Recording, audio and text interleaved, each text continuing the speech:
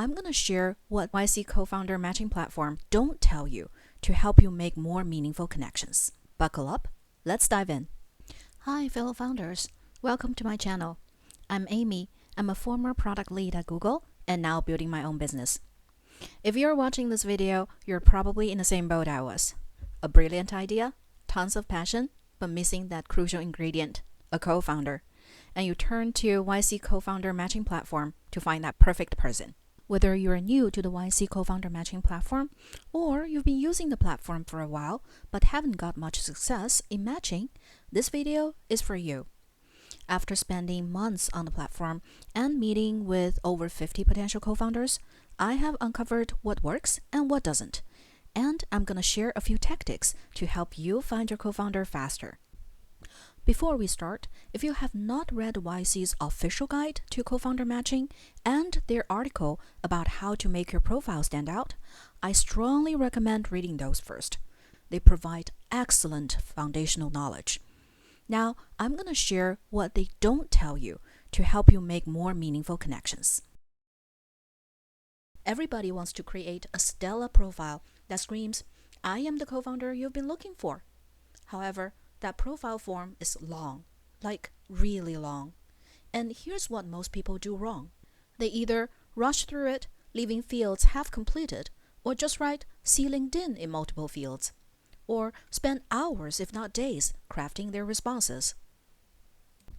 Writing "See LinkedIn" is worse than having no profile at all.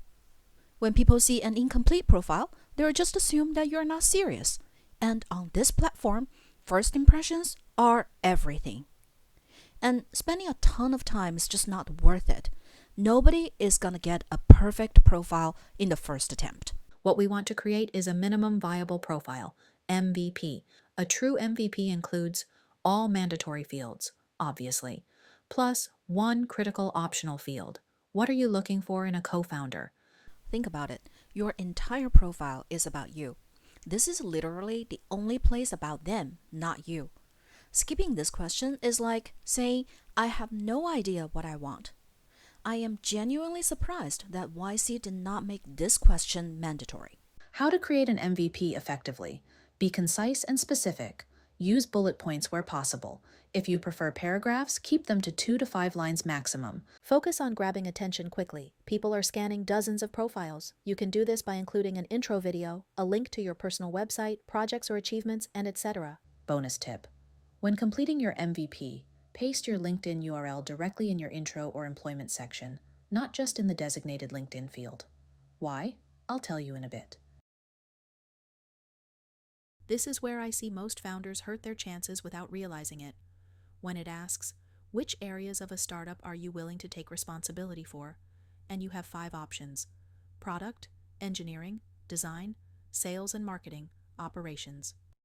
Here's what happens. Passionate founders check all 5 boxes. They think it shows capability and flexibility. However, it actually creates 2 major problems. Problem 1, confusion about what you need. If you're willing to do everything, what exactly do you need a co-founder for? It sends mixed signals about the value they'd bring to the partnership. Problem 2, lack of focus. Taking responsibility means being accountable for outcomes. Can anyone truly excel at all 5 responsibilities simultaneously?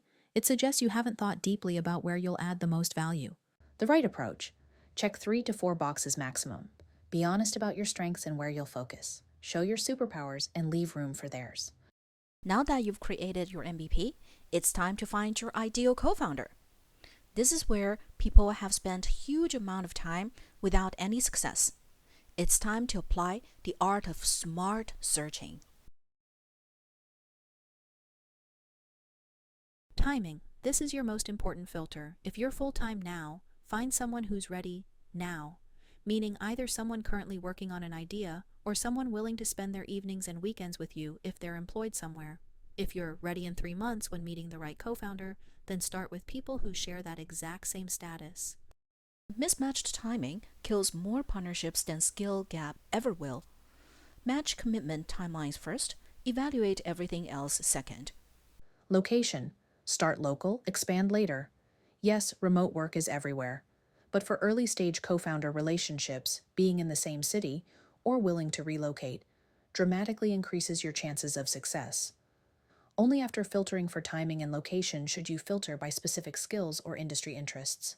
Remember, skills can be learned, industries can pivot, but commitment and proximity are much harder to change. Remember when I said to add your LinkedIn URL into your intro? Here's why it's crucial. When people browse the directory, they see an abbreviated version of your profile. They can send connection requests without clicking through to your full profile. But here's the problem.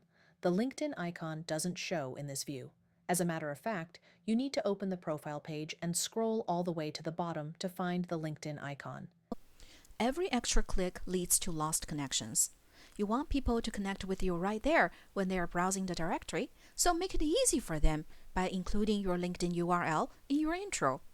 It's a very small step that will boost your connection rate.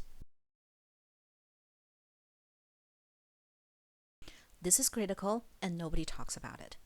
There is a major limitation of the YC platform. Once you message someone, and if they don't respond, you lose all records of that outreach, their name, profile, and your outreach message. There is neither history nor tracking on the YC platform.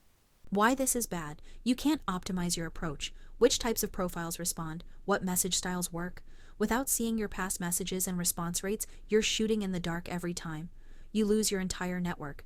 That amazing technical co-founder who wasn't ready 3 months ago, good luck finding them again when they are ready. Here's my system.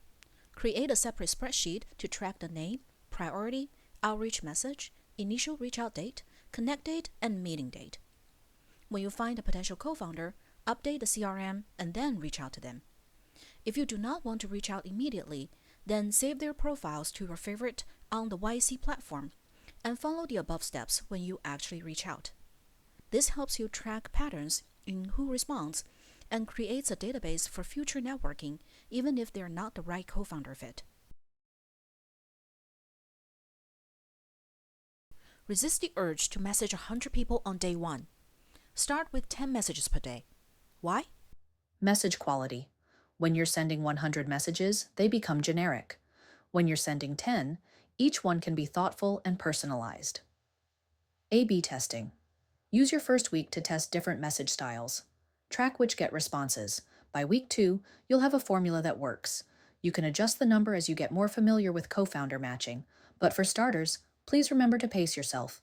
Non-tech founders, this is especially important for you since you'll be doing most of the outreach, and you want every outreach to count.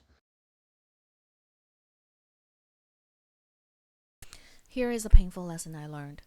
YC messaging platform is not built for deep conversations. Once I spent 30 minutes crafting my vision, co-founder preference, and current stage, and hit send, and poof, the message just disappeared. No error, no warning, just gone. After your initial exchange, immediately suggest moving the conversation to email, video call, LinkedIn. I hope the YC messaging system has fixed the glitch, but you don't want to run the risk that I once experienced.